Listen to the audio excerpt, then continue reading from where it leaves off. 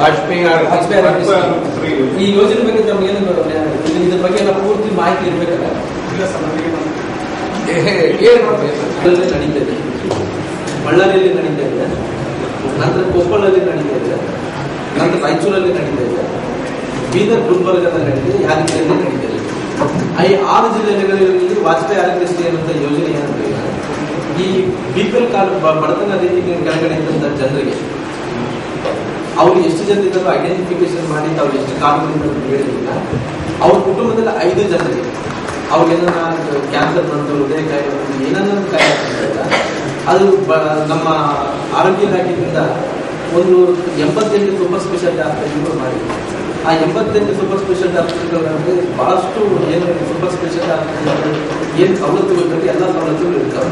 ಇವು ಬಡವರಿಗೆ ಕಾಯಿಲೆ ಬಂದ್ರೆ ಏನಾಗುತ್ತೆ, ಬಹಳಷ್ಟು ಮುಖ್ಯಮಂತ್ರಿ ಪರಿಹಾರ ಹಣ ಇದೆ, MLA ಶಾಸಕರನ್ನ ಅನುದಾನ ಕೆಲವು ಸಂದರ್ಭದಲ್ಲಿ ಅವ್ರು ಚಿಕಿತ್ಸೆ ಮಾಡ್ಕೊಂಡು ಅಂತ ಸಂದರ್ಭದಲ್ಲಿ ನಾವು ಏನ್ ಮಾಡ್ತೀವಿ, ಬಿಪಿಎಲ್ ಕಾರ್ಡ್ ಅನ್ನೋದು ಎಷ್ಟನೇ ಇದೆ. ಇವತ್ತು ಉದಾಹರಣೆ ಹೇಳಿದ್ರೆ 6 ಜಿಲ್ಲೆಗಳಲ್ಲಿ ಬಿಪಿಎಲ್ ಕಾರ್ಡ್ ಅನ್ನೋದು ಎಷ್ಟನೇ 14 ಲಕ್ಷ ಜನ. 14 ಲಕ್ಷ ಜನರಿಗೆ ನಾವೇನ್ ಮಾಡ್ತೀವಿ, ನಮ್ಮ ಅವ್ರಿಗೆ ಏನೇನ ಕಾಯಿಲೆ ಬಂದ್ರೆ ಅವ್ರಿಗೆ ಏನ್ ಮಾಡ್ತೀವಿ ಅಂದ್ರೆ ಅವ್ರು ಹೋಗಿ ನಿಮ್ಮ ಹತ್ರ ಬಂದು ಈಗ ಹಾಸ್ಪಿಟಲ್ ಹೋಗಿ ಕಾಯಿಲೆ ಬಂದಿದೆ ನಮ್ಗೆ ನೋಡ್ಕೋಬೇಕು ಅಂತ ಅವ್ರಿಗೆ ಒಂದು 1000 ರೂಪಾಯಿ ಬೆಂಗಳೂರು ಹೋಗೋದಕ್ಕೆ ತೊಗೊಂಡು ಚಾರ್ಜಿಗೆ ಹೋಗ್ತೀವಿ. ನಂತರ ಅವ್ರಿಗೆ ಏನಾರ ಅಡ್ಮಿಟ್ ಆಗಿ ಡಿಸ್ಚಾರ್ಜ್ ಆಗುತ್ತೆ, ನಾವು ಸರ್ಕಾರದಿಂದ ರೊಕ್ಕ ಕೊಡ್ತೀವಿ. ಅದು ವಾಜಪೇಯಿ ಆರೋಗ್ಯಶ್ರೀ 6 ಜಿಲ್ಲೆಗಳಲ್ಲಿ ನಡೀತಿದೆ.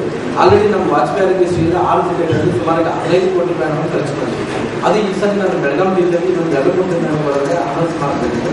ಅದು ನನಗೇನಂದ್ರೆ ಗದಗ ನೀವು ಏನ್ ಮಾಡ್ತೀರೋ ಗೊತ್ತಿಲ್ಲ, ನೀವು ನಮ್ಮ DHO ಎಲ್ಲ ಕಾರ್ಡ್ಗಳಿಗೆ ಆ ವಾಜಪೇಯಿ ಆರೋಗ್ಯಶ್ರೀ ಕಾರ್ಡ್ಗಳು ಮುಟ್ಟೋದಕ್ಕೆ ತಾವು ಮಾಡಿದ್ರೆ ಬಹಳಷ್ಟು ಪುಣ್ಯವಾದಂಥ ಕೆಲಸ. ಯಾಕಂದ್ರೆ ಒಬ್ಬರು ಬಹಳಷ್ಟು ಜನರಿಗೆ ಇವತ್ತು ಬಹಳಷ್ಟು ಉಪಯೋಗ ಆಗ್ತಿದೆ. ಅದನ್ನ ನಾನು ತರ್ತಾ ಇದ್ದೀನಿ. ತಾವು ಅದನ್ನ ಸಂಪೂರ್ಣವಾದಂಥ ಪೂರ್ಣ ಡೀಟೇಲ್ಸ್ ಕೊಡ್ತೀನಿ. ಅದಕ್ಕೊಂದು ಅದ್ರೊಳಗಡೆ ನೀವು ಬಿಪಿಎಲ್ ಎಷ್ಟು ಜನಕ್ಕೆ ಕೊಟ್ಟು ಕ್ಯಾನ್ಸಲ್ ಮಾಡ್ಕೋ